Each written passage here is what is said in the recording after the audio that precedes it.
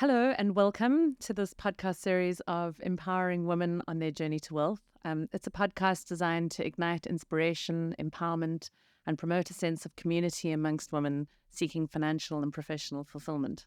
And today we have the incredible privilege of chatting to Amber Fillary, the current world record holder for the longest underwater ice swim, with just a single breath held in the female category.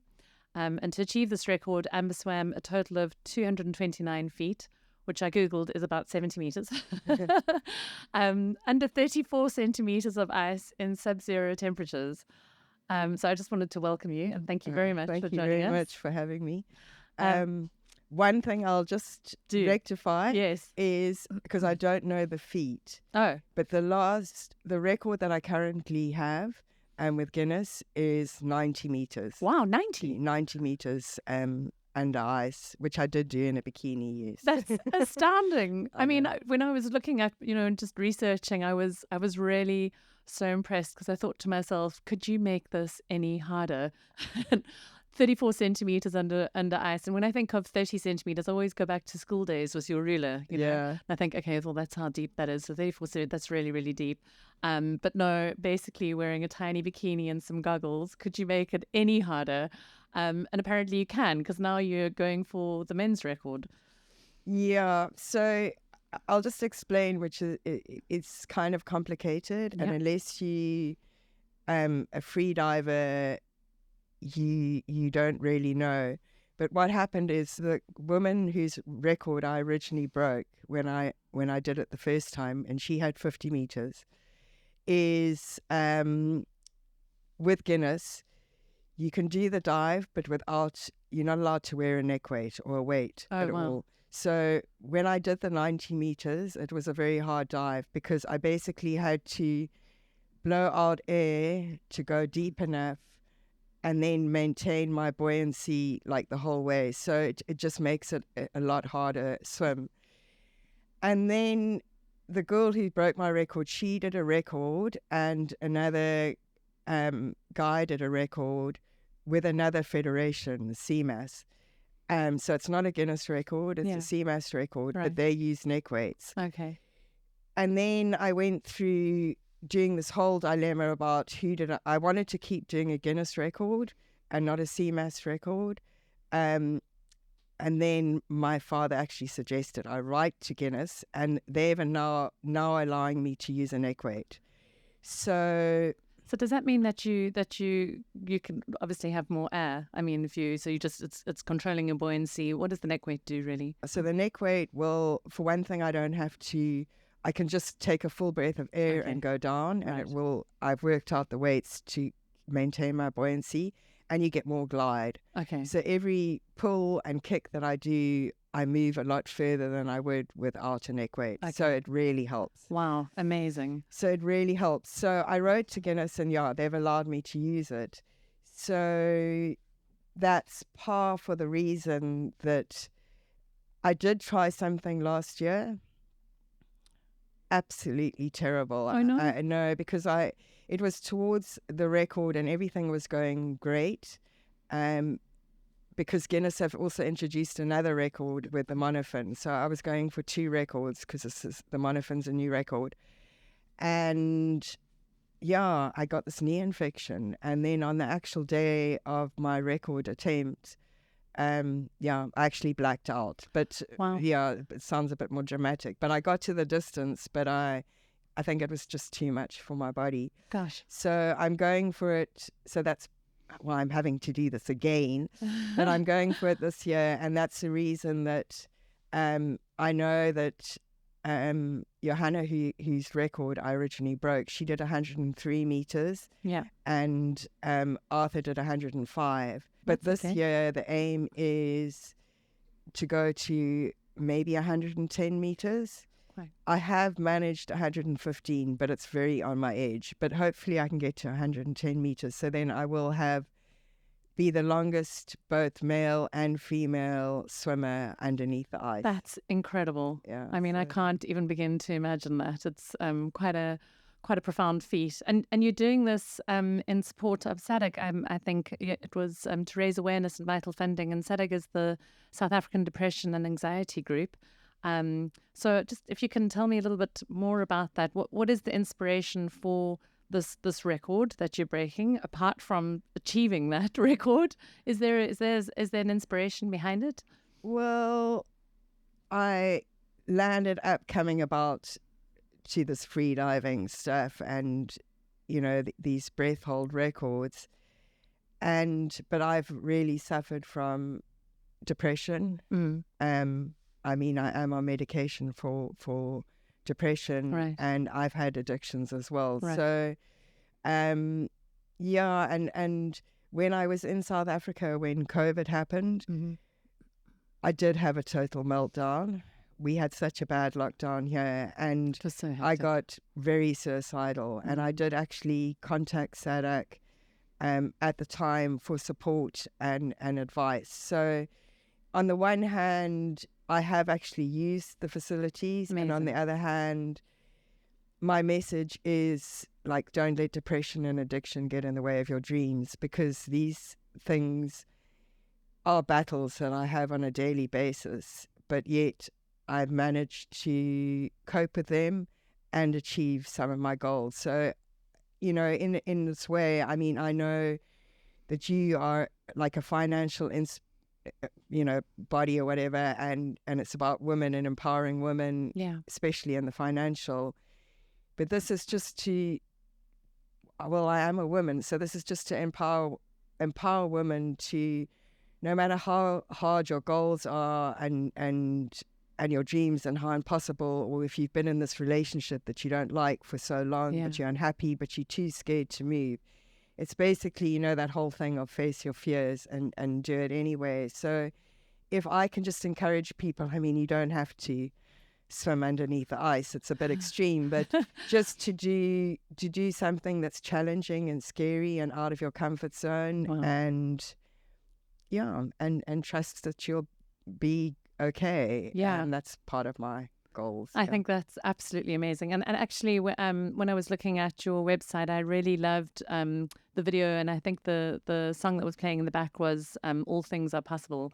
And I found it really just so fitting for this podcast, and women that are listening to it, some of which are going through really, really hard times, divorce or widowhood, and trying to, from a finance perspective, navigate how best to move through those situations. And I think that's why I'm so thrilled that you could come and join us on the podcast today as an inspiration.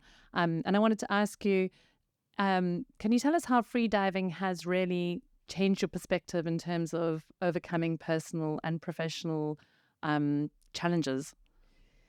Yeah, that's interesting. I wonder sometimes, with the free diving, but just that I've been on this journey at the moment, and I can tell you that, I'm due to leave on Sunday now, and then I go and I have to get used to the cold water and then go to Norway, and I really get terrified.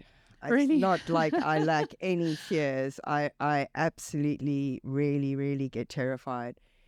But it is quite empowering to know that even if you have all those fears and all those anxieties, that if you just take one step at a time, it's possible. And the other thing that I've really learned is having a good support structure. Amazing, yeah. So, whether it's because you're talking about finances or whatever, it's finding a group of people or a team of people around you that you trust, that can guide you and help you. It's not like I do this all on my own, because I do have, in Norway, I have an amazing support team of people, and I couldn't do it without them. Amazing. So those are the other things that I've kind of learned. It's not just me purely on my own. Right. It's the people that I have around me supporting me that are just as important in a way as what I do, Incredible. And we were actually talking before we started recording about the sense of community, and I was saying to you that this journey that I'm on at the moment with creating this wealth advisory for women it's so interesting, because women tend not to invest, and I've been quite curious to know why that is. Finance has existed, women have existed for a long time. We've just kind of navigated life along in parallel, but never really crossing over. And I mentioned to you this seminar which we had, where women just stayed and started talking about finance and this real sense of community. And that's something I've really discovered on this little journey is how much of a community women are in terms of supporting each other and providing help. And I think what you've just mentioned there is it's very much around people that you trust, having discussions with friends about things that are bothering you, whether it's finance, which is socially unacceptable for us for some strange reason to talk about finance, whether it's that or whether it's overcoming a specific challenge. And I imagine that the swim in Norway really requires a huge amount of support. I wondered if you could tell us a little bit more about the process that you're going to go through in Norway and how that's all going to unfold. Well, apart from you saying that you don't like the cold earlier. I know, I don't particularly like the cold. I can just seem to handle the cold water. No, but I will tell you that there is lots of positives to the cold. I mean, really, it's torturous, but there's lots of positives to swimming in the cold water, and it does make you feel good. Okay, I can promise you that, even if it's torturous to get in. But so I'm going to leave. I've been training in Cape Town, but I've been training my breath hold and technique in obviously normal temperature water, and then I'm going to go over on Sunday, and I'm going to go over to Berlin. And it's just the way it's unfolded, I guess, for me. And the lakes in Berlin will be as cold as the water in Norway, or about the same. So I'm going to go to Berlin, and then I've got 4 or 5 days there to just acclimatize to the water temperature. And then I'm going to go over to Norway. And then I've got about 4 or 5 days to do some practice swims and work out the distance that I'm going to do, and then it's record day, I guess. Wow. Yeah. And so when is record day? What day is that set for? So they've set 2 days. So they've set it for the 2nd and the 3rd. Okay. Of March.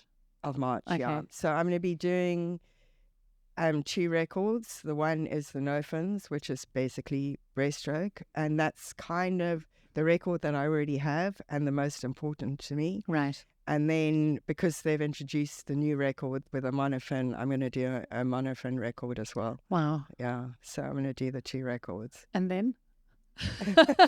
And then hopefully I get the record and have a good nap.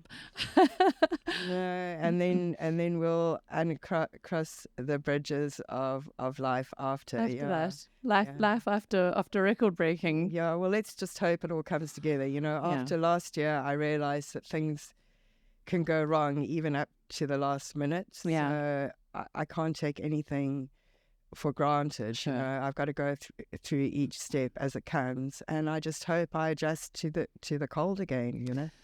I mean, I think that applies in so many things, doesn't it? To just really taking each step as it comes. And do you find that possibly? I mean, I would imagine there's, thinking through that process and visualizing it is probably quite helpful. I imagine that staying focused when you are swimming and keeping that focus is really essential, obviously. And I was wondering how you do that. If you're under the ice, you're swimming, it's really cold. And do you have a mantra that you stick to? I mean, in finance or in our everyday lives here, it's sort of be consistent and stay determined and try again, all these mantras we tell ourselves. And I was wondering about what it is that you say to yourself, because I imagine that's quite inspirational to carry through on your day-to-day basis, Yeah, it's really a challenge. And, when I have the swims, it's like one shot, it's right. It's too cold to keep getting in and, of course, and doing things over and over. So I think I have to try.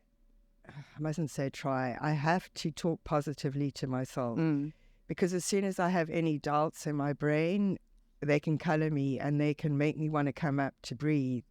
So, and the other thing that I've done is often counted my strokes. It's just that when you're underneath the water and you're holding your breath, you have to be think about as little as possible because it uses your oxygen. Oh, wow, and, of course. And be as focused as possible. And as soon as you have that, I want to breathe, it's ruined. So I sometimes try and count my strokes, but otherwise, I just have to really talk positively to myself. Like, you can do it, it's fine, you can do it. Yeah, it's quite hard to keep the mental focus. I'm sure. Do you go into, I mean, just prior to starting the swim, do you spend a few minutes just visualizing and I mean, how do you prepare to get in? No, I do. I will visualize. Yeah, I Okay. will do visualization and stuff like that And to try and visualize the swim before I actually do the swim. Yeah, so I will do things like amazing. In my world, I meet many different women from many different demographics and who've got different situations going on. And it can be really tricky to manage your life when you have these difficult situations. And I think there is a correlation between our everyday lives as women and trying to reach our financial goals, and what you do in your career, and your attempt to at this record. And I was just wondering if you could define a moment in your journey that shaped your approach to achieving this, to achieving the success that you have. So I was wondering if there was a defining moment that you can think of that you use when starting to swim, or if there was a defining moment in your life that gave you the ambition to go for this record. I'm not sure if there's a defining moment, and I can honestly say that one thing, I obviously have like immense determination because Yes. I've kept going for this, which is a challenge. I've had a challenge in terms of getting sponsorship or funding or help, and it takes up a lot of my time, and so it's been a challenge.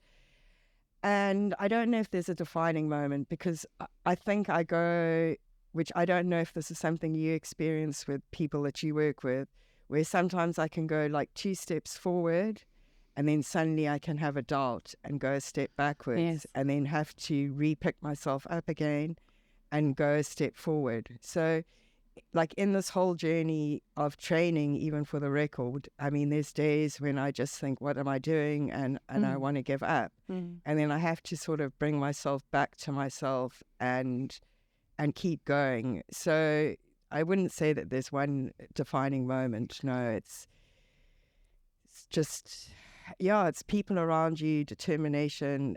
I can go through like so many emotions of backwards and forwards. So Yes. I don't always feel I'm on the total straight and narrow.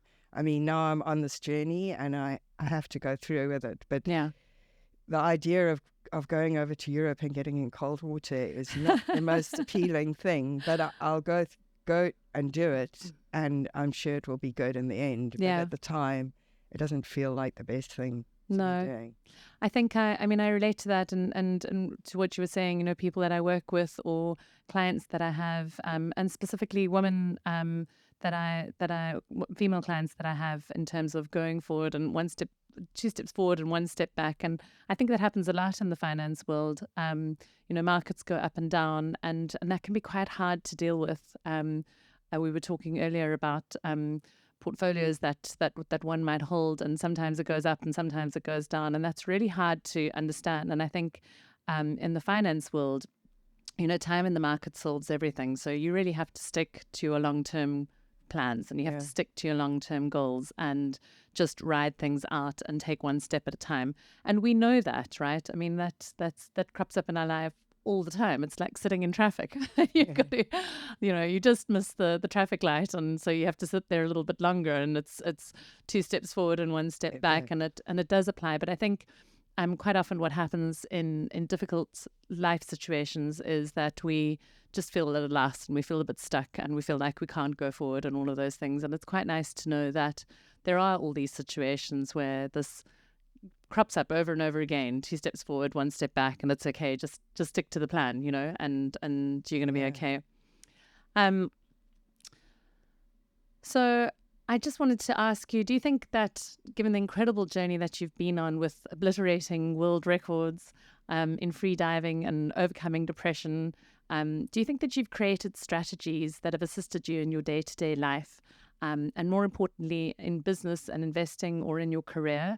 I just feel that the strength you've harnessed within yourself must play out in other factors of life. And I was wondering if, what you've manifested as such that might be inspiring to other women. I feel that, with the free diving, even through, as I've said to you, sometimes it's felt like one step forward and two steps back. Because I have another Guinness record, which is the longest underneath the water walk, which doesn't involve cold water at all. It just involves breath hold. Okay. And so I have that, and that was a hard swim as well. And that swim is also longer than the men's. So I had the longest walk, both men and women. And an underwater walk? Yeah. How does that work? So I don't know, it was just sort of, the one free dive coach of mine said that there was another record I could try and break. But basically, all it entails is you have to do it, the rules from Guinness, you have to do it in the swimming pool, because otherwise the currents and stuff could influence you. Obviously, the water has to be over your head, and then 1 foot has to be on the ground at all time. So basically, I had a weight belt around my waist, and I held a dumbbell in my hands, and that gave me the weight. And then I walked, with 1 foot. So it was a hard breath hold swim. For sure. So I have that. I've gone off the topic of conversation. But I want to interrupt you. How many records do you have, Amber? I just have one and that one. I just have the two, and they just both have the to be breath hold. But I know. But if I get these 2 records, well, then I could have 3, which would be quite amazing. But I think it's given me some kind of inner belief in myself. And the one thing that I've learned the most is that when things go wrong, sometimes out of the wrongness, the best thing can come about. Right. Because, in my journey, how I got into the pool free diving is because I perforated both my eardrums. Gosh. So that's how I landed up doing pool free diving and up depth. And then it landed up that I could break the one South African record. And then the first time I went to try and break the under ice record, it went disastrously wrong. It was a very unpleasant situation. I was with a trainer from the girl whose record I broke, and I don't think he wanted me to break the record. Wow. So the whole thing went wrong, and I got caught up in the ropes and entangled. And then I was really determined, and I found this team in Norway to do it. So I went the following year to try the record. So, and now yet again, even through I'm really nervous.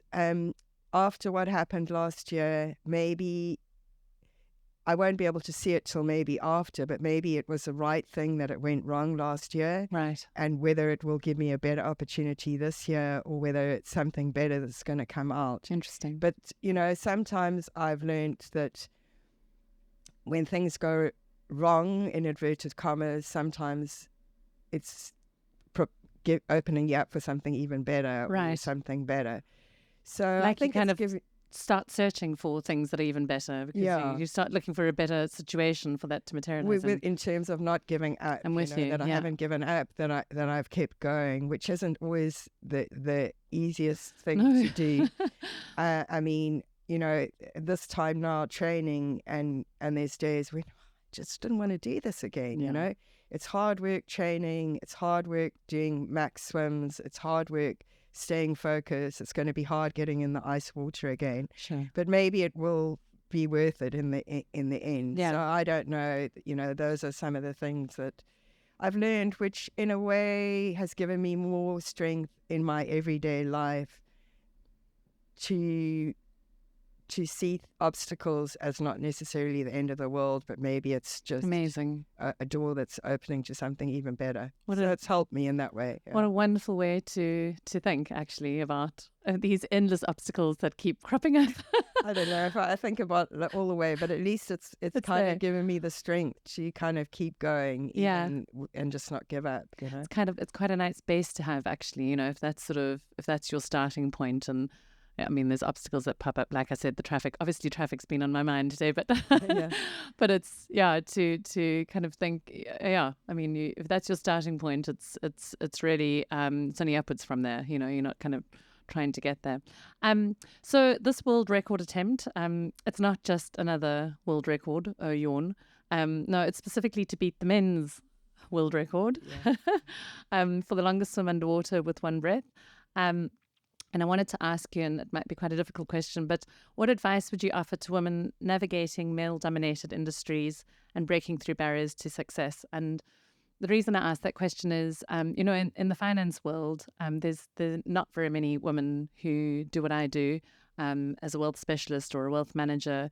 It's a very male-dominated industry, and I certainly have certain strategies that I use. And I was to just kind of keep on plodding on, as you were saying earlier. Yeah. And I was wondering if the fact that this is a male record, not that this is a woman's lib discussion in any respect, but if there is, if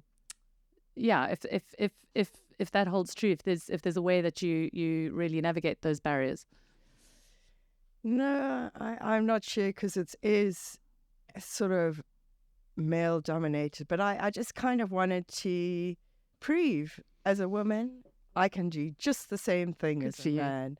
And yeah, you know, that was why when I did the underwater walk that I ended up, you know, going further than the men's. And if I can do this and go further than a man has, as well as a woman, yeah, it will be quite a nice achievement. Totally. Because it will be like just to show that I'm just as equal as you are. You know?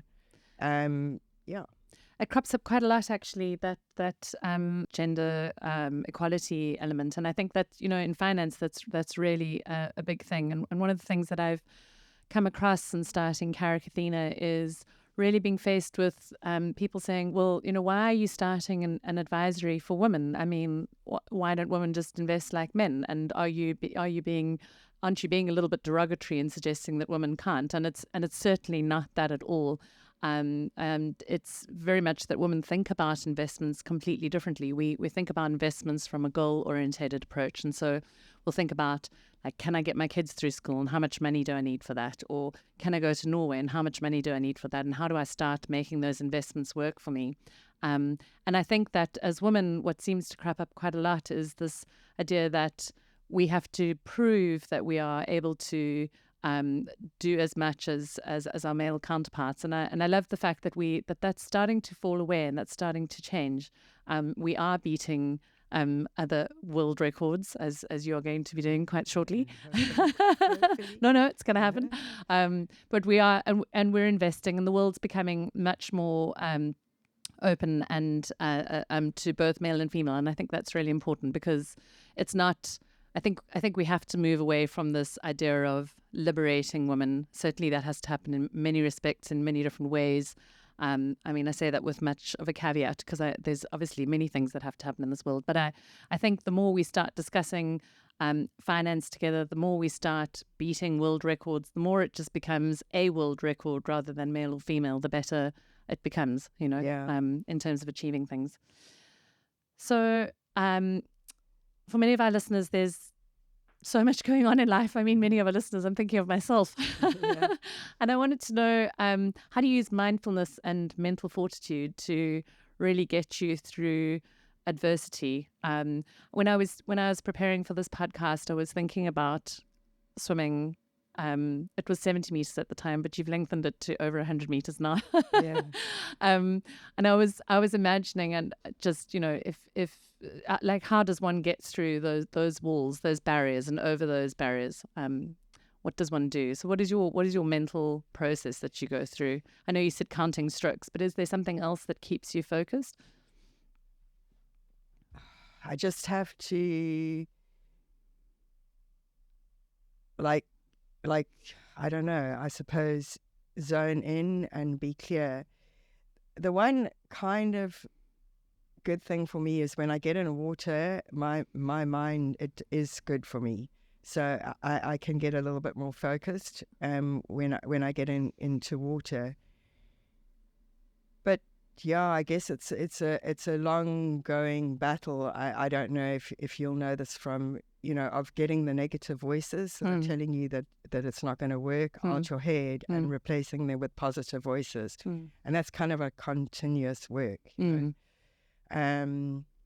So I don't know if there's specific things, mindfulness and things that I do, but I mean, I will do a bit of meditation and I will do yoga and things like that, which will hopefully calm me and help get me more grounded and more focused. Right. But there's not one specific thing. Okay. You know. Do you sing when you swim? I know when I used to swim competitively, I would have one song in my head that I would sing away, and it would just kind of keep my rhythm, and I would just zone in on that. I haven't. No, that's why I say one of the things is counting strokes. Yeah. Or like having you can do this going through my brain all the time. It's just because. The more busy the brain is, the more oxygen it uses. I mean, it all sounds silly, but it is all down to being as conservative as you can be with your oxygen. Right. So the less you have going on with your brain when I'm doing the swims is ideally the best. Okay. In theory. Yeah. Well, I'm relieved to hear that, because I always used to end up with some annoying song that I couldn't stand that would play over and over again. And then I'd be stuck. And if you're really under a whole bunch of ice, I mean, you just don't want to be faced with that. No, I know when I've swum, because I used to swim competitively as well. I used to do that as well, but it's not so easy. No. With free diving. I mean, I suppose I could try and get something. Don't let me introduce something. See, yeah. So the world we live in demands so much agility. And I think that women facing pivotal life moments like divorce and widowhood, agility becomes really, really important, and it's quite hard to do in those times. And I think you've probably faced that with going through depression as well, and trying to just change things around. And I'm really intrigued because you've mentioned a few times now how you just focus on removing those negative thoughts, and that's quite hard, I think, when you're going through such a pivotal life change, and everything's feeling so overbearing, and you just really don't know where to turn. I mean, I was chatting to a friend who's currently going through a divorce, and it's just so much. This person that you've been in love with is now leaving you, and so it's your soulmate and your friend, and then you've got all this financial elements, and it's really quite overpowering. And I was just wondering if you could share a time in your life where you had to pivot and adapt your career, or possibly in the swim, or if you could give us some kind of idea of something that might have influenced your success, or how you've managed to change your thoughts, anything along that line. Well, I am a widow. Okay. But that was all a little bit of an adventure.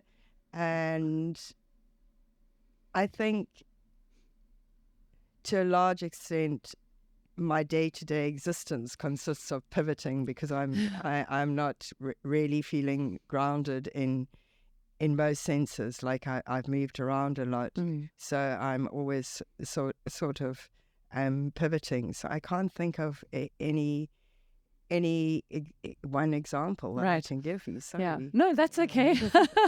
I know what you mean. I mean, I'm half in Plett and I'm half in Cape Town, and I'm all over the place, and I wake up in the morning and think, where am I? What has got to happen today? So I hear you on that, not feeling grounded and moving all over the place. And it sounds like, I mean, you're in London and in New Zealand and you're in Norway. So I imagine pivoting is it's kind of the norm. Yeah. It's not even I would like to be a little bit more grounded, but at the moment I'm not 100% grounded. Right. So yeah, pivoting's sort of been the way of being able to adapt. Right. Adjust. Yeah. I think a lot of us are feeling like that, especially after the last 3 years with COVID and all the things that are happening in the world. It's, we're just not feeling as stable as we used to. And and there is becoming the norm of having to adjust and pivot. And I suppose that maybe what you were suggesting earlier as well, what helps you with that is getting in the water. So maybe finding one thing that just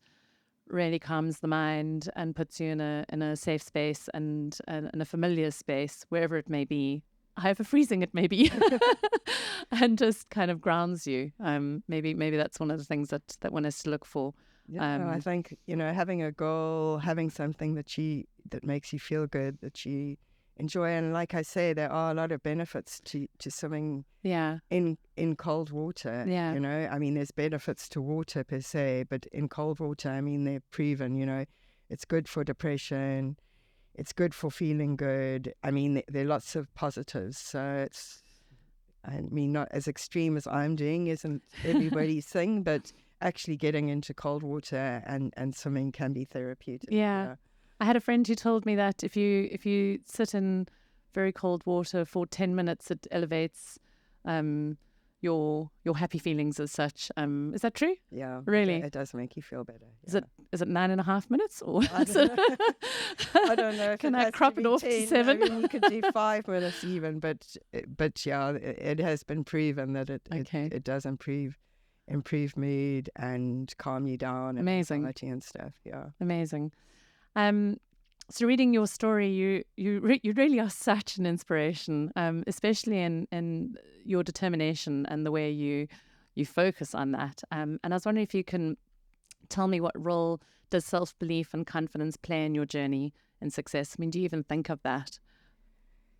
Self-confidence, I don't think I've got a lot about. Determination, I think I've got a lot of. I think I'm quite determined, and when I want something, I'm quite determined about going out and getting it. In terms of self-confidence, I don't think I've got oodles of it, but maybe in some parts it's improved than other parts. But I am quite stubborn, yes. Stubborn? Yeah. I suppose that's one way to look at it. Yeah, I'm quite stubborn. Good for you. Yeah. So in the investing world, and specifically women investors, creating confidence in our decision making is key. Much of that falls under the category of knowledge. And I was wondering if there's certain habits that you prioritize in terms of increasing your knowledge and continuously developing your skills. I'm not as good as I should be in No one improving is. my knowledge and in increasing my skills. But I do try and, just improve what I'm knowing. And I mean, as it is, I'm like 50, whatever. I'm a woman. I'm on my own. I'm not particularly qualified per se. So sometimes life does feel like a bit of a battle zone in terms of, looking after myself and keeping myself independent. Right. Will I be on my own for the rest of my life? So then I'll really have to look after myself. So so I suppose I do need to keep increasing my skills and knowledge and just trying to keep on top of the game as best as possible. Yeah. I mean, I feel like the threat of being alone isn't as big as it used to be in the world that we live in, right? I mean, there's so many options and opportunities for us. And there's a statistic that I read the other day, and that is 74% of women die single. So it's the majority of us are actually are going to be alone, and that's quite scary, but it's also quite empowering in many respects because that's the norm, and that's okay. It means that we can turn to each other and go, let me help you write a business proposal. Or let me show you how to swim, or let me show you how to just be calm and centered in being in a safe space, like being in the water, and just what is that all about, and how do you overcome barriers like that. I think that's really important. So Amber, I know that you're leaving this coming weekend, and there's really so much more to this world record attempt than what we've discussed, and it's of significant importance to you. And I just wanted to know, before we end off, if there's anything else that you'd like to tell us about this attempt, about yourself. No, I just like to say, thanks very much for having this discussion. I hope it reaches out to some people and it inspires them in some way. I mean, they can always look at my website to see the mad adventures that I've been under or on. No, I'm super nervous. I hope, I really hope that I come back with both records Me too. this time, and and then I can go on to help others. And like I say, I'm not 100% sure how it's going to work with SADAG, because I do have a crowdfunding. Right. And, tell us a little bit more about that. well, it's just a crowdfunding site that Okay. people can contribute towards my attempt. Right. And I'm thinking of, I have to work it out with SADAG, but a percentage of it might go towards SADAG. So if you Amazing. made a contribution, it would not only go towards helping me with my record, but it will go towards helping, the charity and, the excess that I don't necessarily need. I can contribute towards the charity because they have helped me. Incredible. So, What is your website? it's just amberfillary.com. And it's Fillary with 2 L's. Yeah, 2 L's and with an F, not a PH. Oh, good. It's F-I-L-L-Y. And and that's about it. And I hope people are behind me, and I hope I can kind of make, some kind of influence in people's lives and help some people, because that community thing is something that's really important. Like you starting Athena, giving women a platform to use, having support and having backing from other people is kind of one of the most important things. We don't on this earth totally on our own. And if we can reach out to other people, then 2 people can help carry each other, and it really helps. Yeah. Amazing. Really good. Yeah. Well, I'm so looking forward to following this and seeing you come back and giving you a big hug for 2 records, so you can be.